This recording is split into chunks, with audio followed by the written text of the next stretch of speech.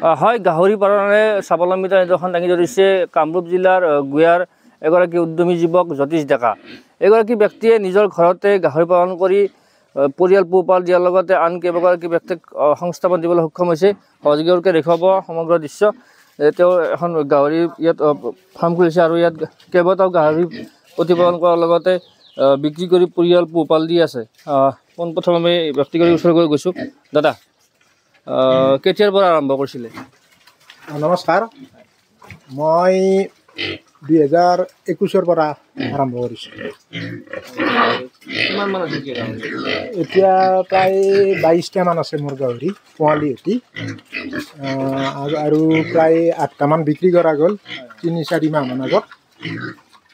বেয়া নহয় আৰু তাৰমানে আমাৰ উঠি অহা যুৱকসকলে যিসকল নিবনুৱা আছে সেইসকলে এনেই থকাতকৈ এই গাহৰি পালিলে কিন্তু যথেষ্ট লাভ আছে।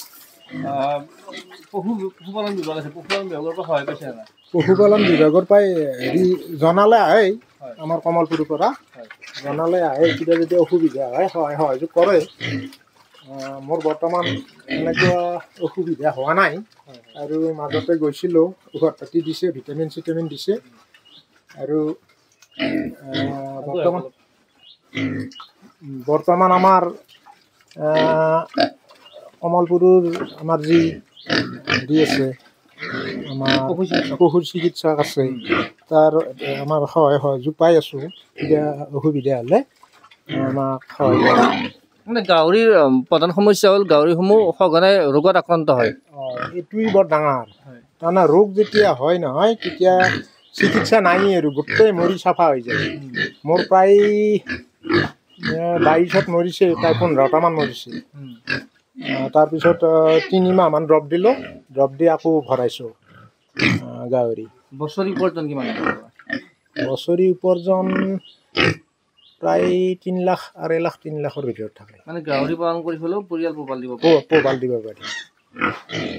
আৰু আমাৰ পাৰ্টীৰ ফালৰ পৰা, ভাৰতীয় জনতা পাৰ্টীৰ ফালৰ পৰা উদ্যোগত আমাৰ হেৰি মণ্ডলৰ আমাৰ মানস কলিতাই যোগেদি সহযোগ পাওঁ, খবৰ বাতৰি লৈ থাকোঁ। এইখিনি তাৰমানে সুবিধা কৰি দিছে আৰু আমাৰ ফাৰ্মৰ কাৰণে, আৰু যদি কিবা কৰোঁ খবৰ বাতৰি লয় আৰু সহযোগ কৰি দি আছে। হয়, যি সময়ত যি নিবনুৱা সমস্যাই ভাৰাক্ৰান্ত এই যে আমাৰ ৰাজ্য, এই ৰাজ্যৰ নিবনুৱাই সংস্থাপন বিচাৰি বহিৰাজ্যলৈ তেওঁলোকে গমন কৰিব লগা আছিল, ঠিক তেনে সময়তে এগৰাকী উদ্যমী যুৱক জ্যোতিষ ডেকাই নিজৰ ঘৰতে গাহৰি পালন কৰি নিজৰ লগতে পৰিয়ালৰ লগতে আন কেইবাগৰাকী ব্যক্তিক সংস্থাপন দিবলৈ সক্ষম হৈছে। বছৰি প্ৰায় 3 পৰা 5 লক্ষাধিক টকা উপাৰ্জন কৰিবলৈ সক্ষম হৈছে গাহৰি পালন কৰি। এই ক্ষেত্ৰত ৰাজ্যৰ পশুপালন বিভাগে যদি এই নিবনুৱা যিবোৰ যুৱক উদ্যমী যুৱক সেইসকলক যদি সংস্থাপনৰ ব্যৱস্থা কৰে বা উপযুক্ত ট্ৰেইনিঙৰ ব্যৱস্থা কৰে, তেতিয়াহ'লে গাহৰি পালনটো এটা উদ্যোগলৈ ৰূপান্তৰিত হ'ব।